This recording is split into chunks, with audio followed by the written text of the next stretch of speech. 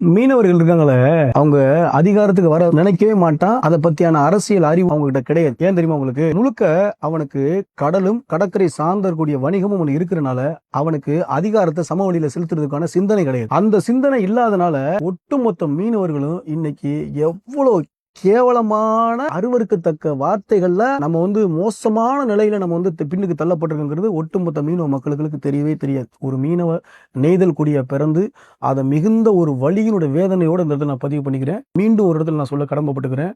இந்த சுதந்திர இந்தியாவில் 1947 இருந்து 16 சட்டமன்ற தேர்தல் நடந்திருக்கு. 3821 எம்எல்ஏ உருவாக்கப்பட்டிருக்காங்க தமிழ்நாடு முழுக்க. அதுல வெறும் 28 எம்எல்ஏ தாண்டா. அதுல மீனவர்கள் வெறும் 28 பேர் எங்க இருக்கு? 18 நாடாளுமன்ற தேர்தல் நடைபெற்றிருக்கு. 18 நாடாளுமன்ற தேர்தல்ல 5120 எம்பி தேர்வு செய்யப்பட்டிருக்காங்க தமிழ்நாட்டில். அதுல ஒரே ஒரு எம்பி தாயா மீனவர். அது தென் சென்னை சேர்ந்த ஜெயவர்தன்ங்கிற ஒருத்தர் எம்பி ஆயிருக்காரு. 5100 எங்க இருக்குது?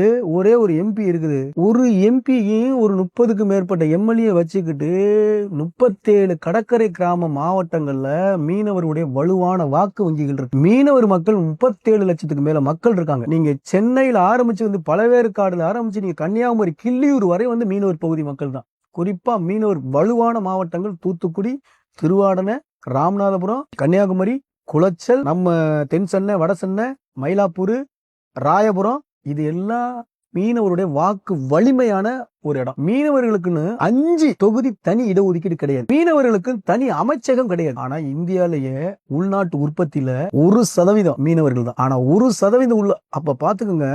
மீது 2% விவசாயம் வரும், நெசவு வரும், கைத்தறி வரும், இன்னும் எவ்வளவோ தொழில் முறைகள் இருக்கு அந்த இதுல, அந்த 2%. ஆனா 1% மீனவர். ஆனா நமக்குன்னு ஒரு அமைச்சகம் இல்லடா, நமக்குன்னு ஒரு தனி வாரியம் இல்லடா, நமக்குன்னு ஒரு பெருமையான ஒரு கட்டமைப்பு கிடையாது. ஏன்? மீனவர்கள் அதை நோக்கி எழுந்து போகக்கூடிய அறிவும் ஆற்றலும் நமக்கிட்ட இல்ல. ஒத்தாளு இந்த கருப்பங்கியை போட்டேன், எனக்கு அவ்வளவு விஷயங்கள் தெரியுது. அப்ப ஒட்டுமொத்த பேரும் இந்த கருப்பங்கியை போட்டு சிந்தனை சிரிப்பி சிங்கார வேலர் போல பயணம் செய்தீர்கள் என்றால் நமக்கான அதிகாரத்தை நம்ம அடைவோமா மாட்டோமா?